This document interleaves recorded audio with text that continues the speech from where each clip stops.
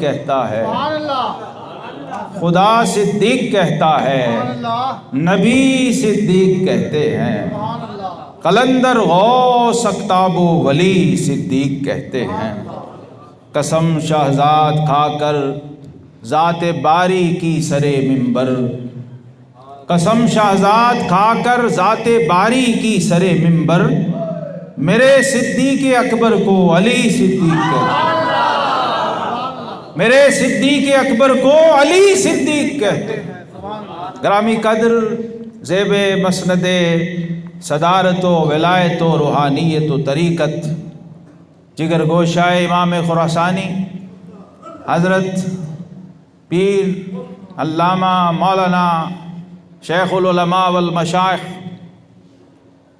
حضرت مولانا محمد حمید جان صاحب سیفی نقشبندی مجددی صدیقی دامت برکاتہم القدسیہ، حضرات مشائخ صاحبزادگان والا شان، ابھی میں نے خطاب شروع نہیں کیا تھا لیکن گنبد خضرا کی کھڑکی پہلے کھل گئی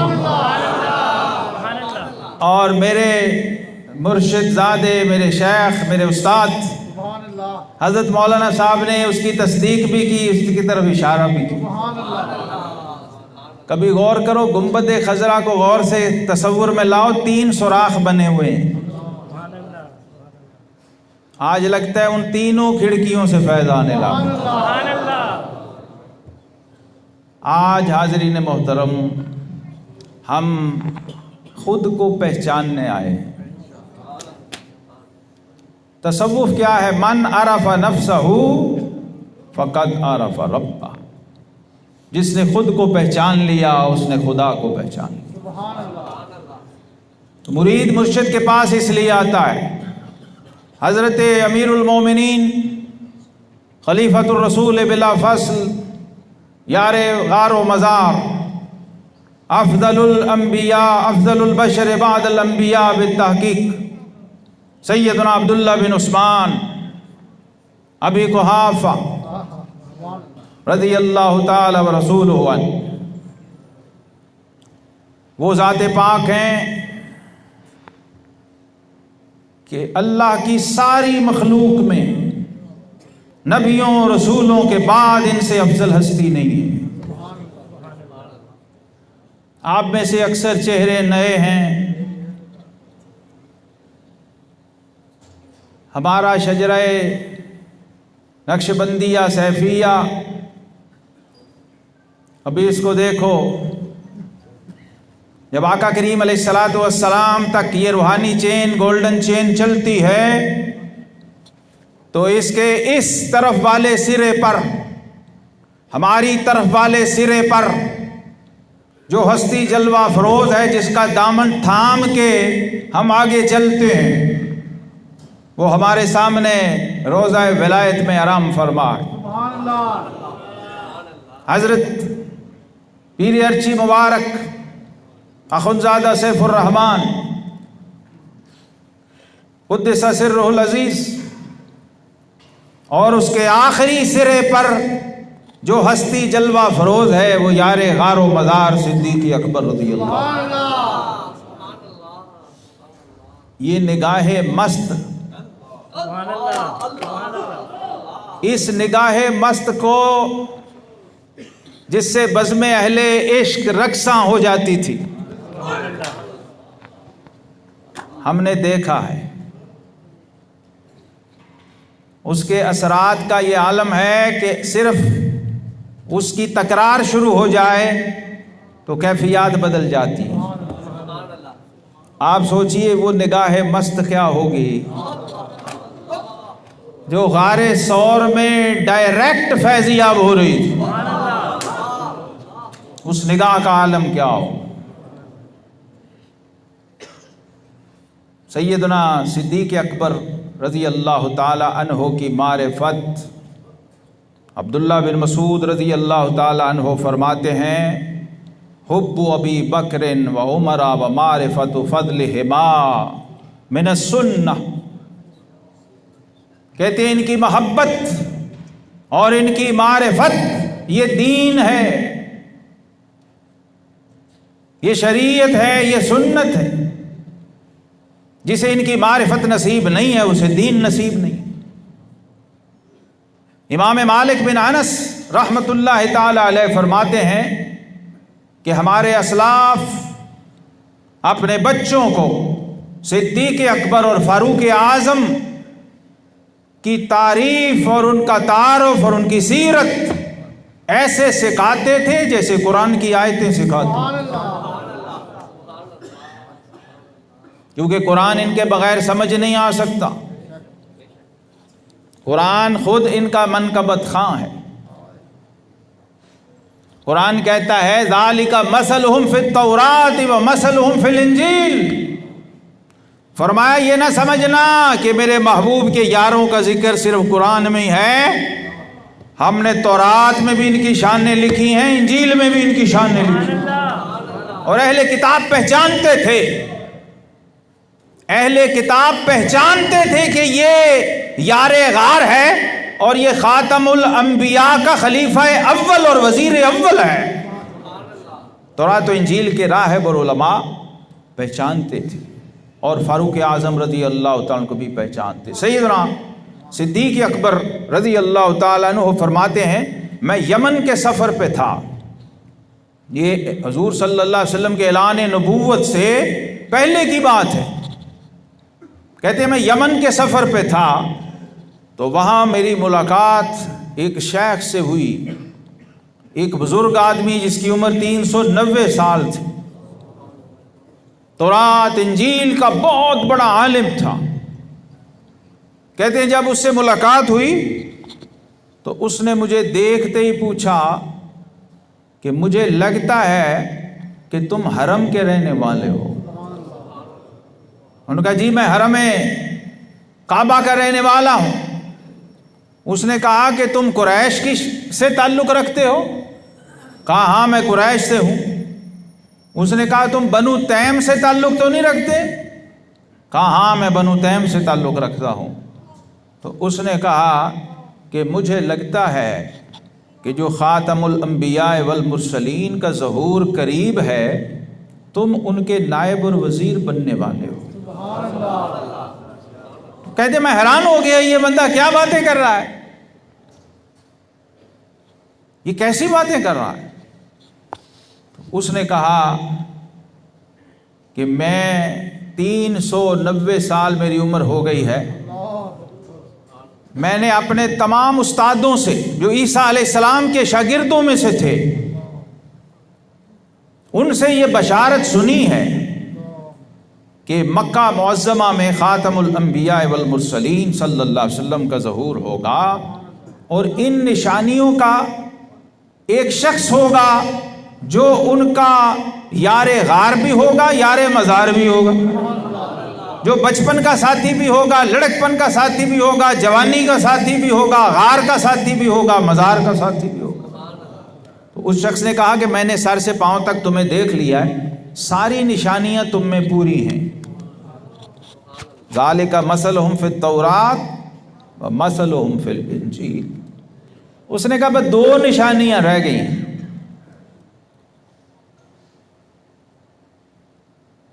کہا وہ کون سی؟ انہوں نے کہا ہماری کتابوں میں لکھا ہے کہ اس کی پنڈلی پہ گھٹنے کے قریب ایک سفید نشان ہوگا، اگر تم مجھے یہ دکھا دو تو مجھے تصدیق اور یقین آ جائے گا کہ تم وہی ہو۔ آپ نے تحمد مبارک کا کپڑا ہٹایا، اس نے وہ نشان دیکھا اور کہا واللہ تم وہی ہو۔ اس نے کہا بس آخری نشان رہ گیا ہے، اور وہ ہماری کتابوں میں لکھا ہے کہ اس کی ناف کے اوپر ہوگا اور وہ چھوٹا سا ایک تل ہوگا۔ میری بات سمجھ آ رہی سیفیو اور صدیقیو؟ ہائے ہائے ہائے، تمہارے امام کی شان، جہاں سے یہ نقشبندی فیض چلا ہے یہ سمندر چلا ہے۔ آپ نے فرمایا نہیں میں اپنے شکم سے کپڑا نہیں ہٹاؤں گا۔ اس نے کہا میری زندگی کا پتہ کوئی نہیں۔ اس محبوب کو تو نہیں دیکھ سکا، چل اس کے وزیر کو ہی دیکھ لو۔ میں دنیا سے اس یقین سے جانا چاہتا ہوں، خدا کے لیے مجھے وہ تل دکھا دو۔ تو آپ نے اپنا پیراہن ابا مبارک ہٹائی اور اس نے دیکھا کہ وہ نشان آپ کی ناف کے اوپر موجود تھا۔ اس نے کہا مجھے رب عیسیٰ کی قسم ہے، تم ہی امام الانبیاء کے وزیر اول ہو، خلیفہ اول ہو۔ اس نے کہا کہ میری ایک امانت لے جاؤ اس محبوب کے پاس، اگر تم اجازت دو تو میں وہ امانت تمہارے حوالے کروں۔ 18 شعر نعت کے اس نے لکھی۔ آقا کریم علیہ السلام کے اعلان نبوت سے 400 سال پہلے، 4-5 ایک کتاب میں میں نے دیکھے، 5-6 ایک کتاب میں، 3-4 کتابوں میں وہ 18 اشعار بنے، اور ابھی بھی وہ مکمل نہیں ہیں، وہ یقیناً اس سے زیادہ ہوں گے۔ بعض ائمہ نے اپنی اپنی سند اور روایت سے اس کو نقل کیا، تو اس نے وہ 18 شعر آپ کو سنائے اور ساتھ کہا کہ اس حبیب سے کہہ دینا آقا 400 سال سے ایک بوڑھا، ایک ضعیف، ایک کانپتے لرزتے بدن والا یمن میں آپ کا انتظار کرتا رہا، اب وہ سفر کے قابل بھی نہیں ہے، تو حضور اس کی حاضری کو قبول فرما لیجئے، میں آپ کا نعت خواں بھی ہوں اور آپ کا کلمہ گو امتی بھی ہوں، مجھے قبول فرما لیجئے۔ جناب صدیق اکبر رضی اللہ تعالیٰ وہ امانت لے کے آئے اور آقا کریم علیہ السلام کی بارگاہ میں پیش کی اور اس یمن کے راہب کی حاضری لگوائی۔ پھر آپ 18 سال کی عمر میں آقا کریم علیہ السلام کے ساتھ سفر پہ نکلے، جبکہ آقا کریم علیہ السلام کی عمر مبارک 20 سال تھی۔ پہلا سفر جو مکے سے باہر تجارت کا ہوا، اس میں بھی یار غار ساتھ تھے۔ یہ دونوں دوست، دونوں یار، دونوں ساتھی مکہ سے نکلے اور بصرہ کے مقام پر، میں نے اس مقام کی الحمدللہ زیارت کی ہے،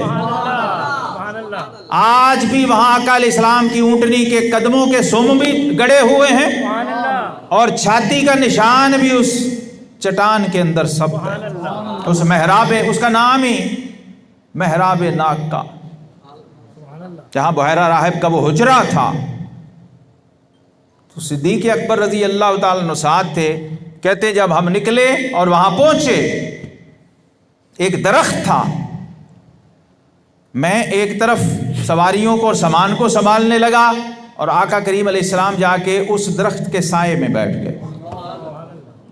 وہ بحیرہ راہب اپنے حجرے سے کھڑکی سے اندر باہر کا نظارہ کر رہا تھا، کہتے ہیں وہ باہر آیا، میں قریب تھا، تو اس نے کہا کہ تم اس نورانی مکھڑے والے کے ساتھ ہو، اس روشن پیشانی اور چمکتے چہرے والے کے ساتھ تم ہو؟ فرمایا ہاں میں ہوں۔ اس نے کہا واللہ میں کئی سال سے یہاں بیٹھا ہوں اور اس کھڑکی سے ہر وقت باہر دیکھتا رہتا ہوں، عبادت اور ذکر و فکر بھی کرتا ہوں اور اس درخت کو دیکھتا رہتا ہوں، کیونکہ میں نے اپنے بڑوں سے سنا تھا کہ اس درخت کے نیچے جب بیٹھے گا آ کے خاتم النبیین بیٹھے گا۔ وہ کہتا ہے میں یہاں روز دیکھتا ہوں کہ کوئی بیٹھتا ہے کہ نہیں بیٹھتا۔ کہتے ہیں میرا استاد اور اس کا استاد عیسیٰ علیہ السلام کے زمانے سے، عیسیٰ علیہ السلام بیٹھے تھے یہاں، ان کے بعد کوئی نہیں بیٹھا۔ وہ کہتے ہیں ہم دیکھ رہے ہیں کہ کون آ کے بیٹھتا ہے، آج وہ آ گیا ہے جس کا انتظار تھا۔ اس نے کہا کہ اے ابو بکر، یہ جو تیرے ساتھ ہے نا، یہی نبیوں کا امام ہے، یہی رحمت للعالمین ہے۔ 20 سال کی عمر تھی آقا کریم علیہ السلام کی، تو صدیق اکبر فرماتے ہیں اس بحیرہ راہب کی یہ گواہی میرے دل میں گڑ گئی، دل سے میں نے مان لیا کہ یہی محبوب ہے، یہی حبیب۔ حضرت میمون بن مہران رضی اللہ عنہ بڑے تابعی، جلیل القدر تابعی بزرگ ہیں، کسی نے ان سے پوچھا کہ حضرت علی المرتضیٰ پہلے اسلام لائے تھے کہ صدیق اکبر رضی اللہ عنہ پہلے اسلام لائے تھے؟ بوڑھے تھے، ضعیف تھے. تو آقا کریم علیہ الصلاۃ والسلام کے ساتھ اور مائیت کو صحابہ نے، اہل بیت نے، تابعین نے،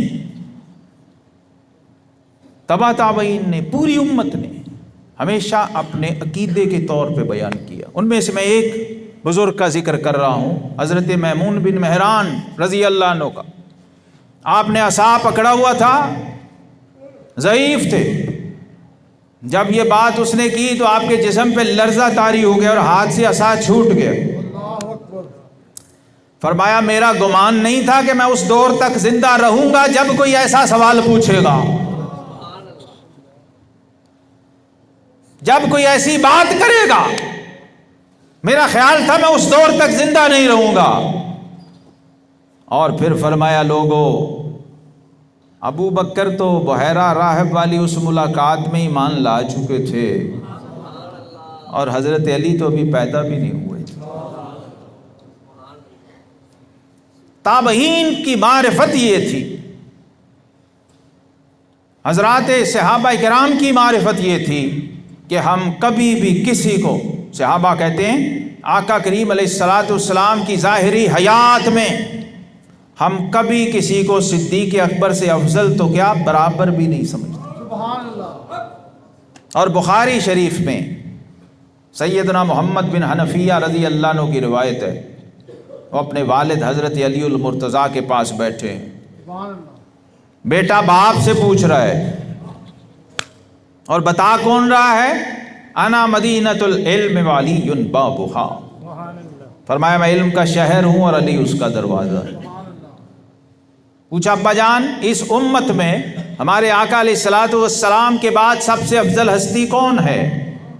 تو شیر خدا نے کہا ابو بکر صدیق. سبحان اللہ. نعرہ تکبیر، نعرہ رسالت، یا رسول اللہ، نعرہ صدیقیہ، یا صدیقیہ، نعرہ صدیقیہ، یا صدیقیہ، نعرہ صدیقیہ، یا صدیق اکبر. سیدی مرشدی یا نبی یا نبی، سیدی مرشدی یا نبی یا نبی. غلام ہے غلام ہے رسول کے غلام ہے، غلامی رسول میں بہت بڑی فضول ہے، جو ہونا عشق مصطفیٰ زندگی فضول ہے. آج پیر کی مبارک صاحب زندہ باد، پیر کی مبارک صاحب زندہ باد، پیر کی مبارک صاحب زندہ باد. ہر مرید کو اپنے مرشد کی معرفت ہونی چاہیے. اگر نہیں ہوگی تو پھر در بدر ڈاما ڈول پھرتا رہے گا، پھر اور تو کیا ایمان بھی نہیں بچا سکتا. وہ پیر ارچی مبارک کا عقیدہ کیا ہے وہ ہمیں پتہ ہونا چاہیے. حضرت مجدد الفسانی کا عقیدہ کیا ہے ہمیں پتہ ہونا چاہیے. خواجہ بہاؤالدین شاہ نقشبند کا عقیدہ کیا ہے ہمیں پتہ ہونا چاہیے. غوث پاک کا عقیدہ کیا ہے ہمیں پتہ ہونا چاہیے. داتا گنج بخش علی حجویری کا عقیدہ کیا ہے ہمیں پتہ ہونا چاہیے کہ نہیں. طریقت یہ کہتی ہے کہ جس مرید کو اپنے مرشد کی معرفت نہیں ہے وہ اس بیٹے کی طرح ہے جسے اپنے باپ کا پتہ نہیں. یہ اتنا ضروری ہے تو صدیق اکبر کی معرفت کتنی ضروری ہوگی. اس لیے میں نے اپنے حضرات کی خدمت میں یہ گزارش پیش کی اور انہوں نے قبول فرمایا. حضرت مولانا صاحب دامت ظلہ خوش ہو کے آپ نے شفقت فرمائی اور یہ آج کی محفل جشن یار غار میں بدلی. سبحان اللہ. یہ ہماری 24 گھنٹے کی مستقل ضرورت ہے. ہم نے تو ابھی صرف کھڑکی اور دروازہ کھولا ہے. آج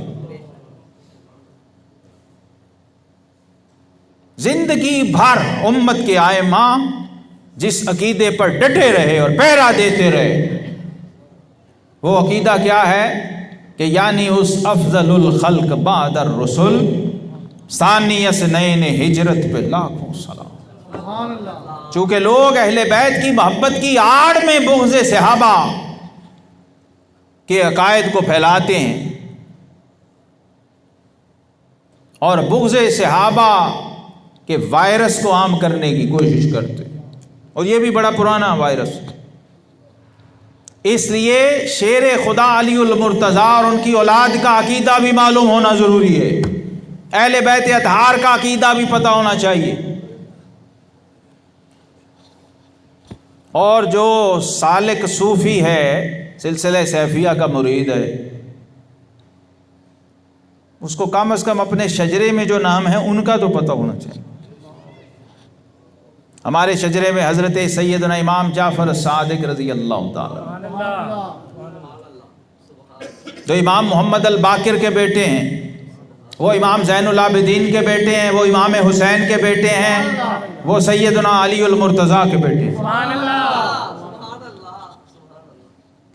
سبحان اللہ نہیں کہنی آتی سیفی ہو تمہیں؟ میں کہ شاید تمہیں منع ہے۔ ہائے ہائے، اور زبانیں کھول لو، آج میں اسی لیے تو آیا ہوں۔ یہ زبان کھول لو گے تو دل کھلنا ہے، نہیں تو بولتے رہو گے۔ پہلا سٹیپ محبت کا یہ ہے، پہلا قدم، من احب شیئا اکثر ذکرہ، اور ترجمہ عارف کھڑی نے کیا، جیڑا کسے دا عاشق ہوئے اور گالوں سے دی کر دو۔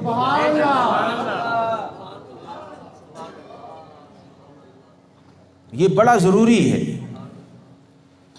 اس کا اظہار، اس کا پرچار، اس کا اشتہار، کیونکہ یہ کل قیامت کو کام آنا ہے۔ سیدنا انس بن مالک رضی اللہ تعالیٰ جب کہتے تھے نا انی احب اللہ ورسولہ، میں اللہ رسول سے محبت کرتا ہوں، تو ساتھ ہی کہتے تھے وابا بکر و عمر۔ بخاری شریف میں جب وہ بدو آیا نا، اس نے پوچھا حضور قیامت کب آئے گی؟ فرمایا تو نے تیاری کیا کی ہے؟ اس نے کہا حضور تیاری تو پلے کھ نہیں، لیکن اللہ اس کے رسول سے محبت کرتا ہوں۔ سیدنا انس بن مالک رضی اللہ عنہ فرماتے ہیں کہ اس دن ہم صحابہ پہ وجد طاری تھا، خوشی سے جھوم رہے تھے سارے، اور آپ نے بھی اعلان کیا اس بدو کی بات سن کے کہ یہ کتنی قیمتی بات تھی جو اس نے کی ہے۔ فرمایا لوگوں گواہ ہو جاؤ، میں بھی اللہ رسول سے محبت کرتا ہوں اور ساتھ صدیق و فاروق سے بھی محبت کرتا ہوں۔ تو اپنی محبت کو رجسٹرڈ کروانا ضروری ہے۔ اس لیے شیر خدا علی المرتضیٰ رضی اللہ عنہ نے عقیدے درست کیے اور اپنی آل کو، اپنی اولاد کو، اپنے بچوں کو یہ سبق پڑھایا کہ اس امت میں سب سے افضل ہستی سیدنا صدیق اکبر رضی اللہ عنہ۔ یا صدیق اکبر، یا صدیق اکبر، یا صدیق اکبر، یا آپ نے اپنے بیٹے کو کہا بیٹا سب سے افضل ہستی اس امت میں صدیق اکبر ہے۔ انہوں نے پوچھا اس کے بعد؟ فرمایا عمر بن خطاب۔ پوچھا حضور اس کے بعد؟ فرمایا عثمان ذو النورین۔ ایک روایت میں یوں ہے، ایک روایت میں یوں ہے، فرمایا میں چاہوں تو بتا سکتا ہوں۔ پھر بیٹے کی محبت نے جوش مارا، چوتھی بار کہنے لگے ابا جان اس کے بعد آپ ہیں؟ تو فرمایا ما انا الا رجل من المسلمین۔ اب شیر خدا کی عظمت پہ بھی قربان جائیں، باب مدینۃ العلم ہے، اور ہمارے ایک سلسلے میں پیر صدیق اکبر ہیں، 3 سلسلوں میں پیر شیر خدا ہیں۔ اس لیے ہم بات وہ کر رہے ہیں جو ہمیں شیر خدا نے سکھائی، یہ بھی ہم پلے سے نہیں کر رہے۔ یہ جو میں بیان کر رہا ہوں یہ مجھے امام جعفر الصادق کے ٹکڑے عطا ہوئے تو بیان کر رہا ہوں، یہ شیر خدا علی المرتضیٰ کا لنگر ملا تو بیان کر رہا ہوں، یہ پیر ارچی مبارک کا لنگر ملا تو بیان کر رہا ہوں۔ یہ ہمارے آئمہ کا متفقہ اجماعی اور مسلمہ عقیدہ۔ لیکن افسوس یہ ہے کہ لوگ بھٹک رہے ہیں اصل عقیدے سے۔ امام جعفر صادق فرماتے ہیں ولدنی الصدیق مرتین، کہتے ہیں مجھے ابو بکر صدیق نے 2 بار جنم دیا، میں 2 نسبتوں سے صدیق اکبر کا بیٹا ہوں، یہ اور کسی کو پتہ ہو نہ ہو، ہر نقش بندی کو پتہ ہونا فرض ہے۔ امام جعفر الصادق کی والدہ بھی صدیقی ہیں، نانی بھی صدیقی ہیں۔ آپ کی والدہ ماجدہ سیدہ ام فروا صدیق اکبر کی پڑپوتی ہیں، اور آپ کی نانی جان سیدہ اسماء بنت عبد الرحمن ابن ابی بکر یہ صدیق اکبر کی پوتی ہیں۔ یعنی اہل بیت کا ننہال صدیقی ہے، اہل بیت کا ننہال صدیقی ہے، بولو صدیقی ہے۔ تو ہم کیا کر رہے ہیں؟